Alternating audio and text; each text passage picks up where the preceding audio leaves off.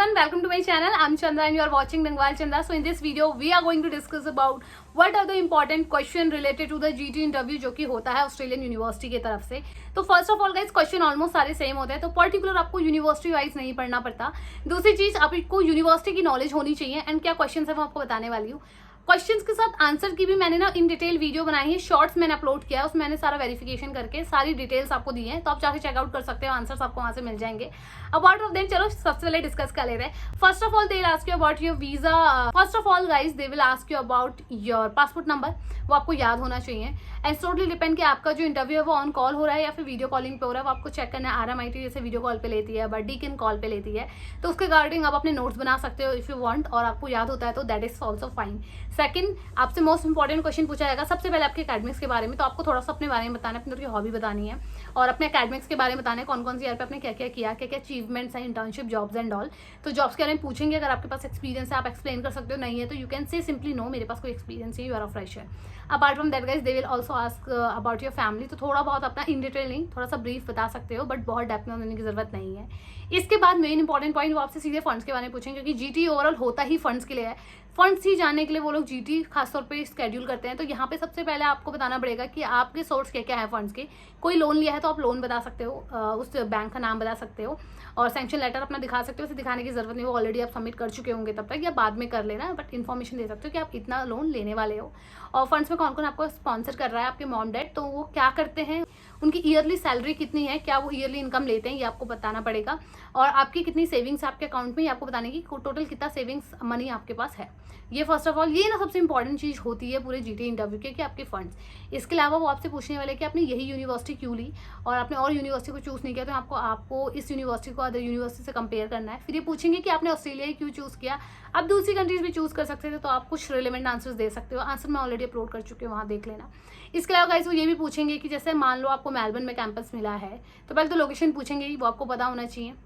तो ये पूछेंगे अगर मेलबर्न में आपको कैंपस मिला तो वो और भी अच्छे अच्छे यूनिवर्सिटी, तो आपने उन्हें चूज़ क्यों नहीं किया, तो ये आपको वैलिड आंसर देना है. इसके अलावा वो ये पूछेंगे कि आपने इसके अलावा कौन कौन सी जगह एप्लीकेशन डाला है ऑफर लेटर के लिए.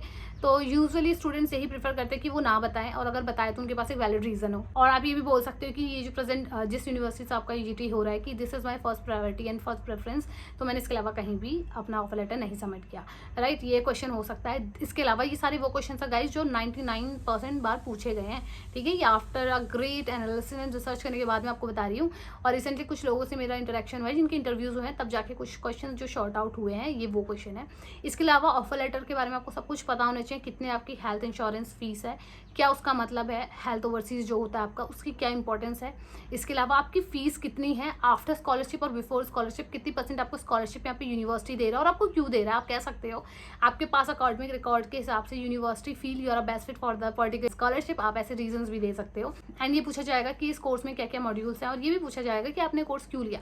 डेफिनेटली पूछने वाले हैं, तो अपने पास एक वैलिड रीजन रखना कि आप ये कोर्स क्यों ले रहे हो, ये आपकी पास स्टडी से रिलेवेंट है या नहीं है तो भी बताओ, नहीं है तो भी आपको बताना है कि क्यों नहीं. ये क्वेश्चन आता है.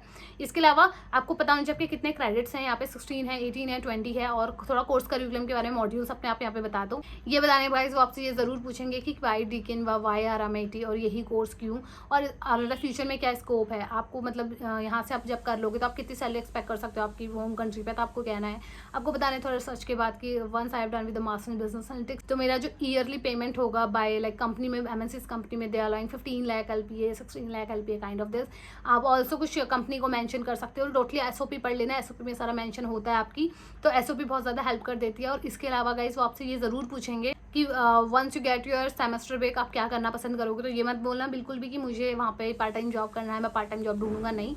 ये भी नहीं बोलना. आपको बोलना है कि मैं अपनी फैमिली के वहाँ आने वाला हूँ उनसे मीट करने के लिए, क्योंकि मैं नहीं रह सकता वहाँ. और वो ये भी पूछेंगे, ये क्वेश्चन तो जेन्युइनली पूछने वाले हैं कि आपके स्टडी के बाद आप क्या करोगे, will you go back to your home country और यू विल स्टे ऑस्ट्रेलिया. तो आपको वहाँ पे रीजन देना है. You can say like I am the only child of my parents and I have to taken care of that, they are my responsibility, so I will go back to my place. और ये भी बोल सकते हो कि वहाँ मेरा already business है अगर आपका है, तो ऐसे कुछ जेन्युइन रीजन दे सकते हो. ये लगना चाहिए कि आप जेन्युइन ही हो और सिर्फ आप पढ़ाई के लिए जा रहे हो, आपका पार्ट टाइम करने का कोई उद्देश्य नहीं है और वहाँ रुकने का भी कोई उद्देश्य नहीं है, क्योंकि GST का मीन्स यही होता है. अगर आप पहले ही बोल दोगे नहीं नहीं मुझे वहीं रहना है, तो there are chances that interviewer will reject you. But अगर आप सिंपल से आंसर्स देते हो, जेन्युइनली देते हो, तो ईजिली हो जाएगा। बहुत ज़्यादा ये ISPCs का कोई इंटरव्यू नहीं होता। देखो, आपको अपने कोर्स मॉड्यूल ईयरली, आपको आपकी फीस पता है, आपको पता है लिविंग एक्सपेंसेस कितने हैं, पासपोर्ट नंबर आपको पता है, अपने मॉम डैड की डिटेल्स आपको पता है, तो कोई भी हेजिटेशन नहीं होना चाहिए। कीप काम, अच्छे से कर लो, बहुत अच्छे से GT हो जाता है। और सारी यूनिवर्सिटी के लिए सेम GT होता है, मैं फिर से बोल रही हूँ। ऐसा नहीं होता RMIT का अलग फॉर्मेट है और लाइक डीकिन का अलग फॉर्मेट है, देन मेलबर्न का अलग फॉर्मेट है। नहीं, सबका फॉर्मेट ऑलमोस्ट सेम होता है। फंड्स पे अच्छे से अपना आप रेडी रखना, सारे पेपर्स वगैरह लिख के रखो, नोट्स बनाओ, उसके बाद ही अपना GT अपेयर करो। So this is all about today's video guys. Australia study video से रिलेटेड मैंने और बहुत सारी वीडियोस अपने चैनल पे डाली, अब जाके चेक कर सकते हो, related to the loan, related to the best university, related to the interviews and all. So जाके चेक कर लो। एंड अगर आपके पास और भी कोई क्वेश्चन क्वेरीज है, आप मुझे मेरे इंस्टाग्राम पे फॉलो करके पिंग कर सकते हो। मेरी इंस्टाग्राम ID भी आपको शो हो रही होगी। And feel free to drop your comment below on the comment section guys. अगर वीडियो पसंद तो please don't forget to like and subscribe this channel. So this is all about today's video. Bye bye, take care, have a great day.